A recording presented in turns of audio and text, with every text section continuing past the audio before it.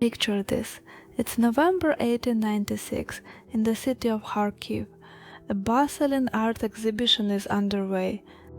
Suddenly, a loud, terrifying metallic crash echoes through the gallery. People rush toward the sound, only to find a heavy copper heating vent cover has ripped straight off the wall. And where exactly did it land? Right into the center of Isaac Levitan's brand new masterpiece, tearing a hole completely through the canvas. The painting that today stands as a priceless national treasure in the Tretiakov Gallery was almost ruined just months after it was born.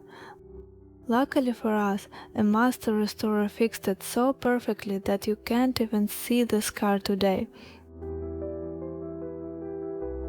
I have a bit on a philosophy when it comes to analyzing some piece. A landscape is never just a photographic copy of trees and water.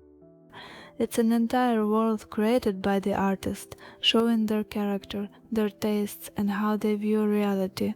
Think about putting Van Gogh's Starry Night next to a stormy seascape by Ayvazovsky. They aren't just different styles. They transferred completely different energies to you. And for me, the absolute best, deepest way to truly understand an artwork isn't just staring at it at the museum and reading a textbook. It's making something similar. It's picking up the brush and trying to figure out the composition, the balance, and the choices the master made. I've always felt a deep personal connection to this artwork. I absolutely love nature, and this specific painting combines almost every single color that brings me joy. There is something magical about the way the deep, cool blues interact with the explosion of warm golds and ochres. But as I begin to block out the composition on my paper, I realize what makes Golden Autumn so brilliant. It's what art historians call a landscape of mood. Levitan's late work moved away from strict, rigid realism and stepped closer to Russian Impressionism, focusing on a fleeting, almost intangible spirit of a single moment. Look closely at what is actually happening in the scene. Levitan caught nature at an absolute peak of transformation.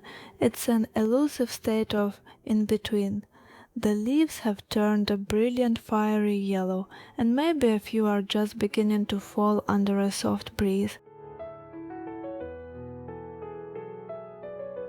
It is that exact golden second before the decade of the winter. Capturing that precise, fragile moment of transition is the absolute triumph of this painting. While I lay down these warm washes, let's talk about where this emotion came from.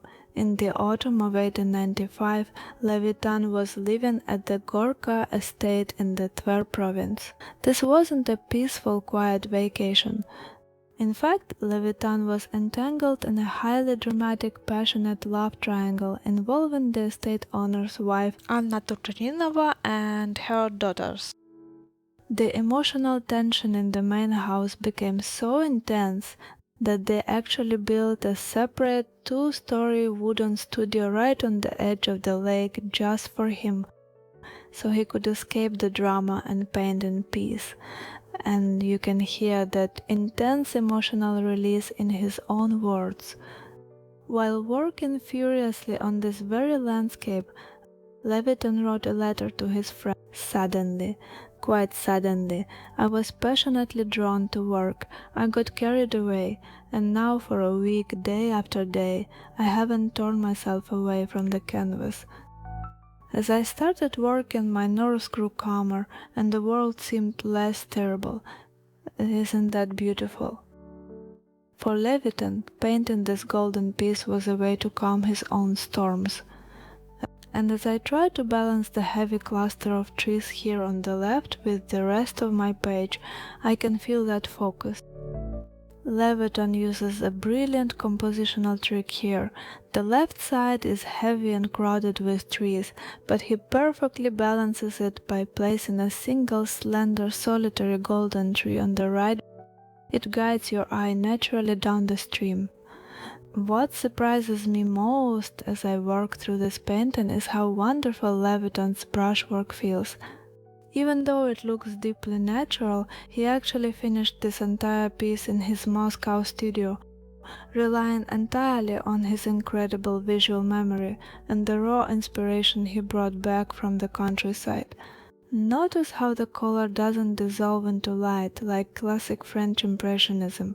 Instead, the colors retain their intense, vibrant saturation. In his original oil painting, Levitan used heavy, energetic, textured brushstrokes, especially on the leaves. In some places, the paint is piled so thick. In watercolor, we achieve this vibrant, shimmering energy differently. Instead of thick layers of paint, we rely on the transparency of the layers, letting the colors blend organically on the paper, capturing that same lively vibration of light and shadow. An ironic twist to the story is that Levitan himself wasn't fully satisfied with this painting. But the public and the legendary collector Pavel Tretyakov fell completely in love with this original version.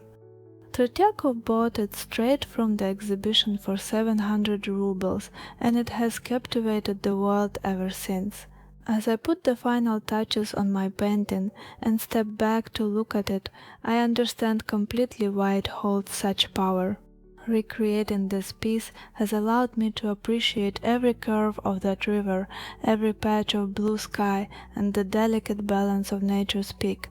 Ultimately, Levitan shows us in this artwork that nature isn't just static scenery, it is a living, breathing, emotional mirror. Confidential, but as I was analyzing this masterpiece and painting my own version, I decided to take our philosophy of personal interpretation a step further. Instead of painting traditional Russian birch trees, I chose to change them into a type of tree that I personally love and connect with much more deeply. Art is all about dialogue and making a piece your own, so I want to know, what do you think about my interpretation? Let me know all your thoughts in the comments below and what we should paint together next time. Don't forget to like, subscribe, and I'll see you in the next video.